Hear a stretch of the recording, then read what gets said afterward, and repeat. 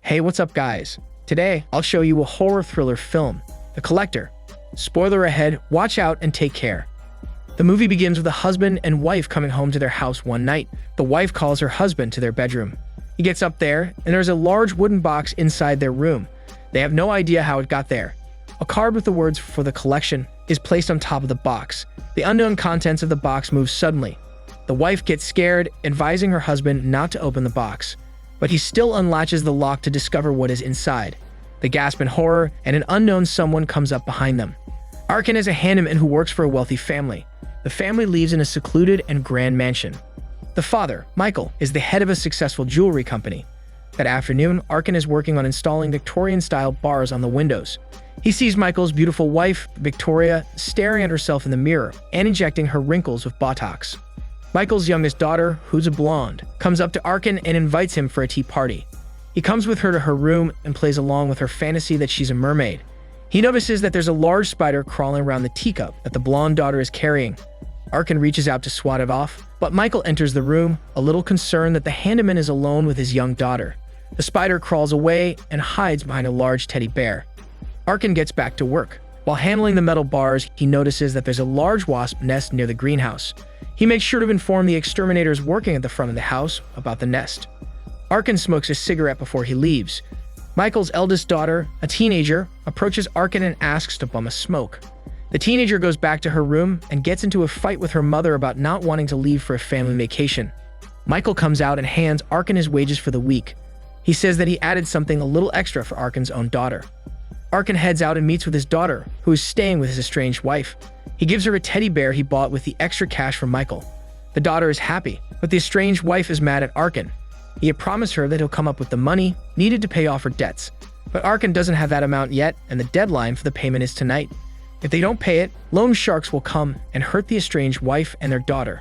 Desperate, Arkin goes to a strip club to meet with his boss, a powerful criminal. It turns out Arkin was a former convict, and while he was in jail, the boss helped him out. In return, when he got out, he was tasked with pulling off a heist. His mission is to case Michael's home, figure out where his safe is, and steal a precious ruby inside it. This is the reason why Arkin has been working as a handyman in Michael's house for months now. Arkin demands that they pull off the job now, because the family is leaving for their vacation tonight. He doesn't mention his wife's debts, but the boss does not agree to change the schedule abruptly. He threatens to hurt the estranged wife and their daughter if Arkin doesn't obey him.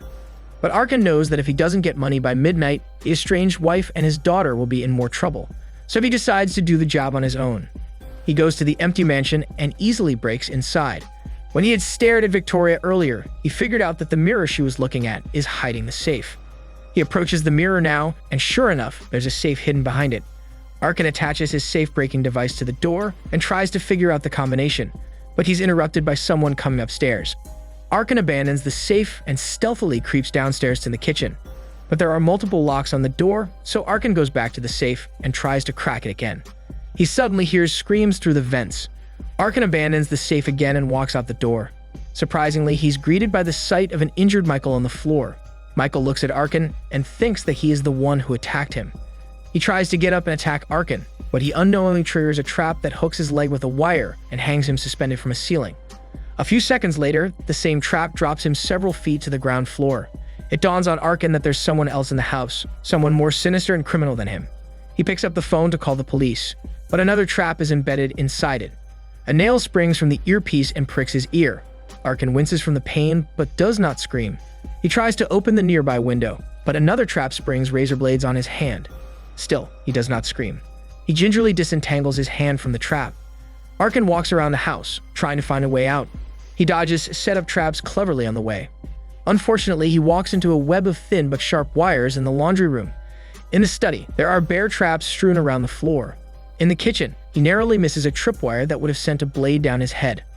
Arkin ends up inside the basement. He turns on the light and discovers that Michael is there, strapped to a torture chair and with more injuries than before.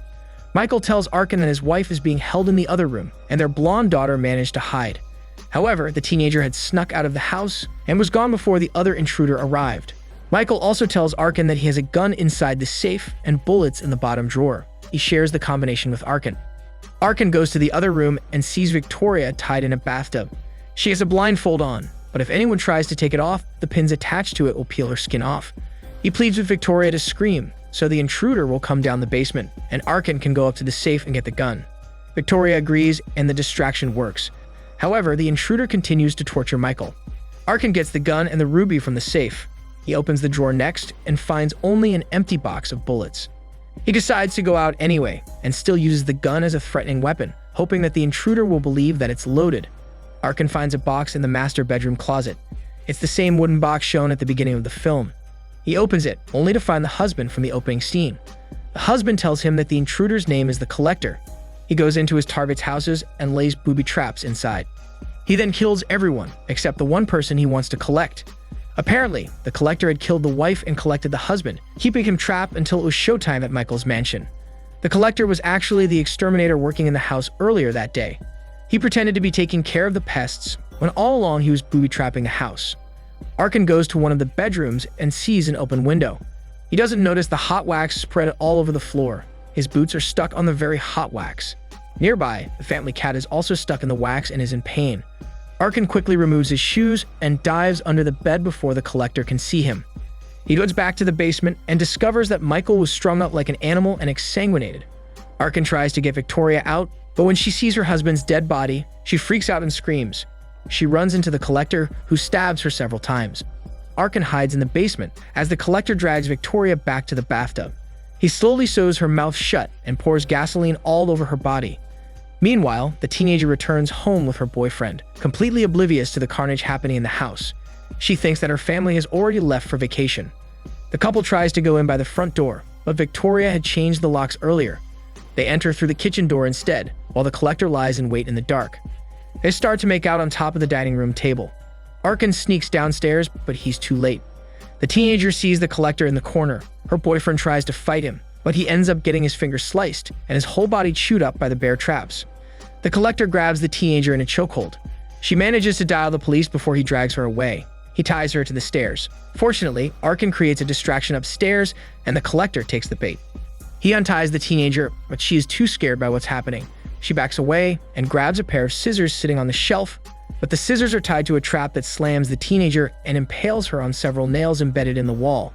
Arkin leaves her behind and goes upstairs to try and free the husband from the box. But the chains on his feet are too enmeshed in his muscle, and Arkin has no choice but to lead him too.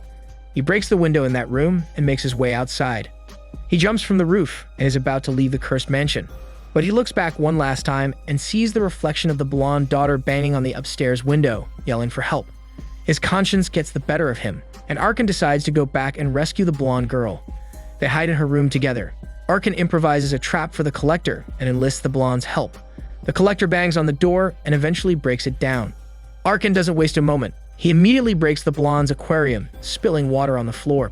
As instructed, the blonde drops her small television on the person, who enters the room and electrocutes him. However, it was not the Collector they had killed, it was the husband. The Collector had used him as a shield and threw his body inside the room first, in anticipation of whatever trap they had prepared for him. Their plan has failed, and as a last resort, Arkin orders the blonde to go down the laundry chute and hide. Arkin and the Collector fight in the bathroom, and the Collector overpowers him. Arkin loses consciousness and wakes up in the basement. His hands are chained, and there are hooks attached to the flesh in his back.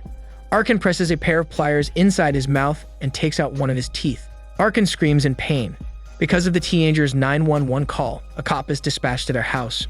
He runs around the perimeter and encounters the Collector out in the yard. He orders the Collector to freeze and raise his hands. The Collector complies. Suddenly, the Collector's terrifying dog attacks the cop and kills him. While all this is going on, Arkin frees himself by painfully pulling his body out of the hooks on the wall. He sees the blonde girl hiding near the corner. He goes to the room where Victoria's body is, and he realizes that the Collector plans to blow up the house, using explosives and the gasoline he doused over her body. The Collector gets the cop's shotgun from his car and walks back to the house with his dog. The dog catches the blonde girl's scent and chases her. It almost bites her foot, but she gets up the chute again in time. Arkin lights a garbage can on fire and kills the dog with it. He takes the blonde with him, and they hide at the end of the hallway. The Collector approaches and shoots them. It turns out Arkin had set up a mirror at the end of the hallway. What the Collector had shot was their reflection.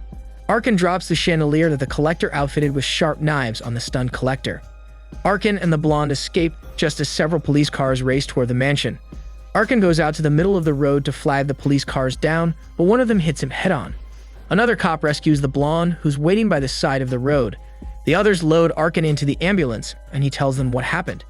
He reveals that it was the exterminator who killed the family. Of course, he didn't tell them that he went into the house planning to steal from Michael.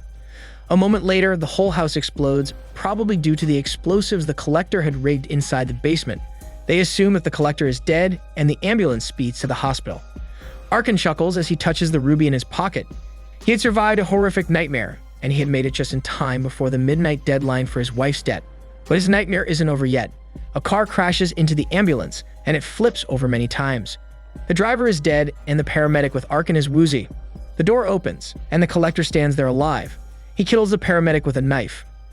The movie ends with the collector grabbing Arkin and stuffing him inside the box. He had chosen Arkin to be the latest item in his macabre collection. The collector drives into the night, already planning his next acquisition, as Arkin screams from inside the wooden box. This is Daniel CC Movie Channel. Stay safe and enjoy your day.